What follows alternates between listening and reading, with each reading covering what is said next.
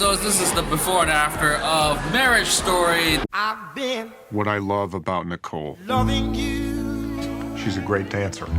I've been What I love about Charlie. loving you. He loves being a dad. Directed by Noah Baumbach. Noah Baumbach. Baumbach? Baumbach. Baumbach. Squid and the Whale, Greenberg, While We're Young, Kicking and Screaming. I seen While We're Young. That was fun. Basically all indie dramedies. Dramedies. So we got And it always- Kylo and- Ren in here. Kylo Ren, yeah. And Black Widow. And Black Widow, yeah. So it's great seeing Black Widow twice. Did not ever think that would have happened in a international film festival. Yeah. So I enjoyed her in Jojo Rabbit. Hopefully I loved she's probably doing her thing here as well. I loved the two trailers. What I like about they released like the husband. Oh. That trailer cut with like the husband, like Adam Driver's character saying what he likes about his wife Oh, that's cute. and like where it went wrong, and then they did the same thing of her. Oh. And I thought that was a really cool like promotional Yeah, type thing. That's a Yeah. little out of the ordinary But I mean- promotional What can you really say about it? It's called Marriage Story, so we know that it is about the story of success and the failures of a marriage. a family of three. Yeah. I'm expecting it to be very emotional. It's gonna be good. I think if you're, I think if mom or you've been, dad. I think if you've been in a relationship that started off really well and then deteriorated, Oh, no. or if you are like a child of divorce or anything like Hey, that. Hey, so am I.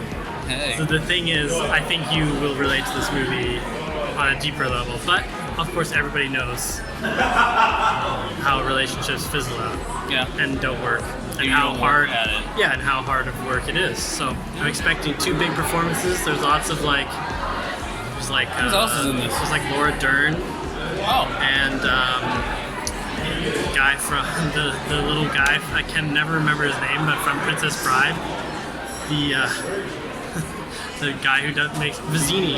okay. Vizzini. Anyways, there's lots of like little bit players in this movie. I think Alda's in this movie too. Those ones So- are always A fun. little bit of comedy, mostly drama, probably some wet eyes, two strong performances, and a grainy indie look. Always, his movies always have like that grainy, kind of low quality look to it. Yeah. Yeah. All right. So we're excited. So this is what the second last. Second to last one. I Number have- 10. This is 18 or 19. Yeah. I forget. Finish off strong with the Yeah. last two films. So this is before, and this is after. So Netflix, I finally feel like you're doing your thing. You know, you're gonna establish stuff, making all these like, yeah. It's like, is this gonna be the foot in the door where they're gonna sort of start repping like, you know, actual quality so. originals? I mean, they wanna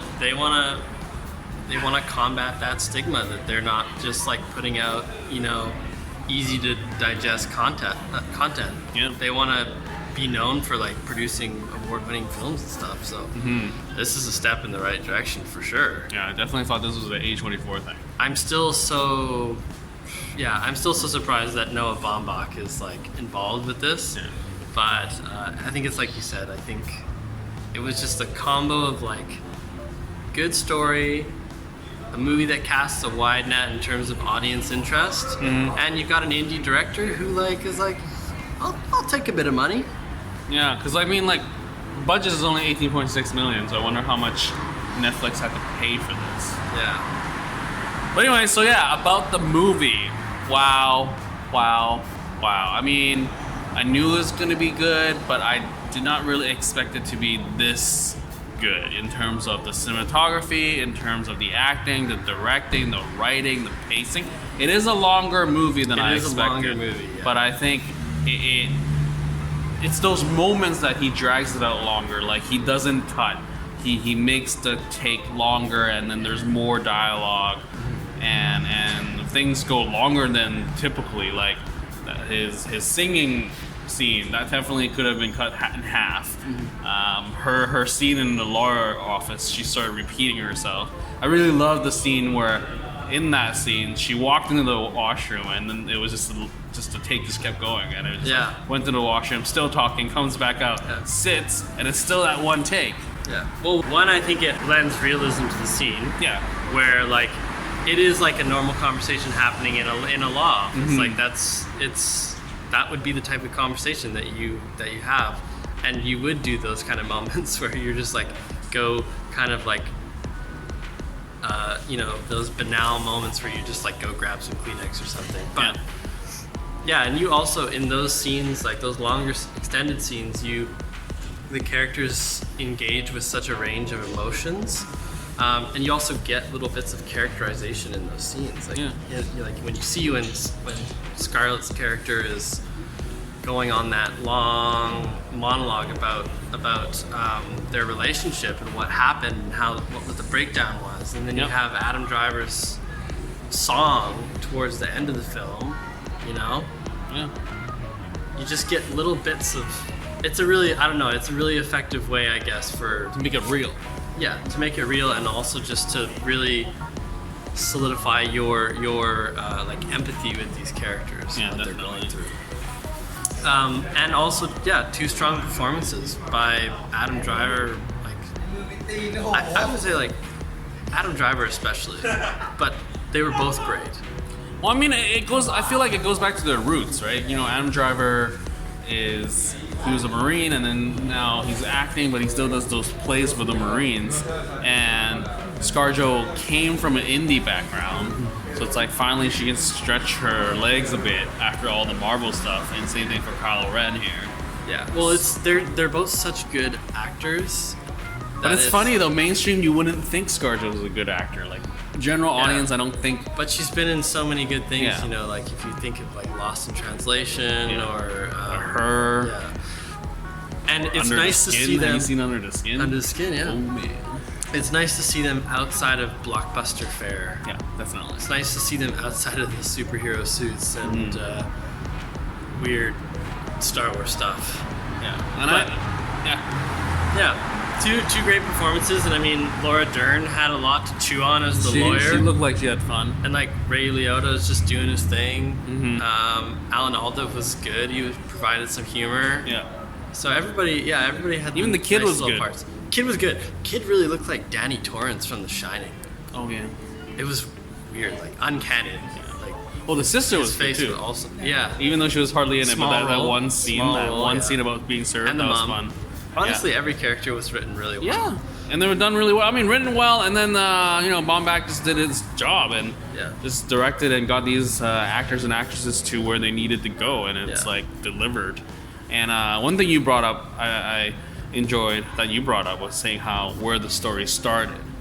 Yeah, well, I appreciate this type of movie could easily be so melodramatic and also just like standardized by having it start from like having it show the whole progression of the relationship, the marriage being in a positive place in the beginning and ending in a negative place and ending in ruins. That would be the standard narrative, but it's nice to see him start immediately with, I mean, technically immediately you start with the two kind of letters being read by the voiceovers, which was nice. Yeah. Because for the rest of the movie, you don't see any really positive aspects of their marriage. You see bits and pieces. You see bits and pieces, but you don't see like big flashbacks or anything like that. So the letters kind of serve as like this is what it was, right? Like this is what it was, and now we're in ruins, and that's where the movie starts with the relationship in ruins. Yeah. And I think because of that, you can tell as the movie builds, the relationship is not building back up. So I think as an audience member, you're not hopeful that they're going to get back together. You just want to see where they end up. Yeah. So it's a more interesting journey, and you're not like sitting there hoping for them to get back together, because that would be like rom-com territory, right? Yeah. So. Yeah.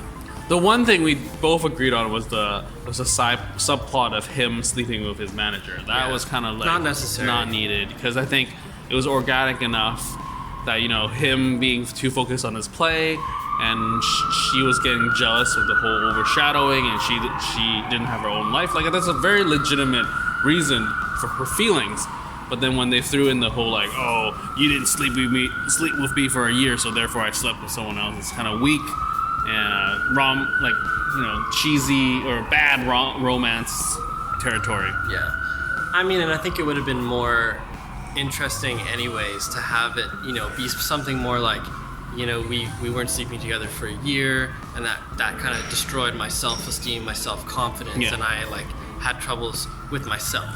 So having him go off and project that onto somebody else and go sleep with the stage manager person, it's just, I don't know. And it makes you I think it makes the audience kind of like Adam Driver's character less. Yeah, and I feel like they both started on a good footing where they were balanced and you understood where both of them were coming from. And I feel like this was sort of like a curveball. It's like, here, ScarJo more and Adam Driver less. Yeah, because I think the movie's not really trying to make you take a side. No. But in a way, you do. Some people, I'm sure if you polled the audience after the movie, they would take a side. And I think the majority would end on ScarJo's side because Adam Driver had that, his character had that sleeping with stage manager, but he also had, through her backstory, Nicole's backstory, we learned that he was very kind of a little bit controlling and didn't let her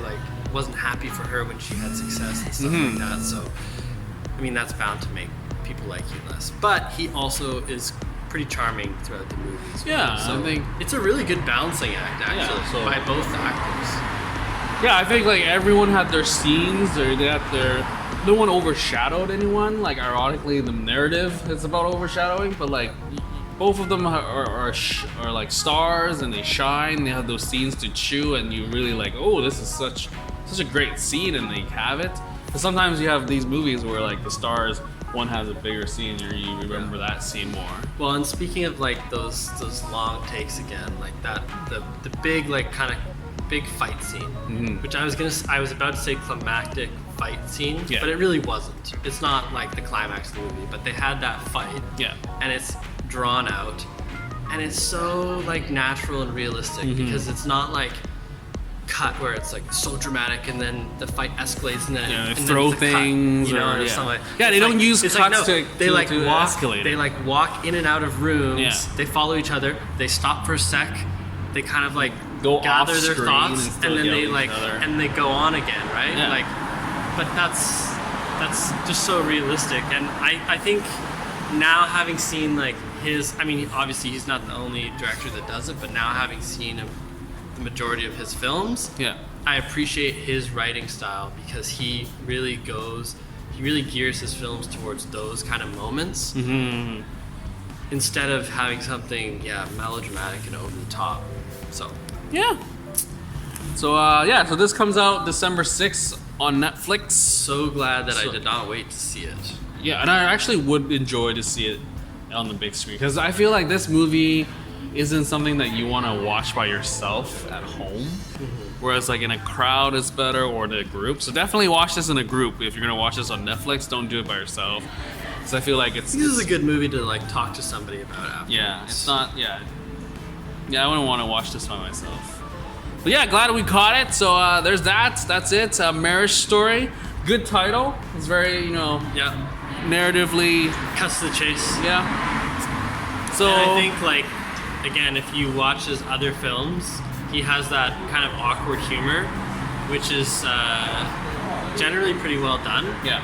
But maybe it's just the audience reaction this screening in particular, but I felt like the comedic moments in this movie really played off really well. Yeah. And they're so banal too. Him slicing his arm. Yeah. And then he's I never sliced my arm with this. And he slices are you his okay? arm. Yeah, I'm gonna be fine. Yeah. I'm gonna be fine.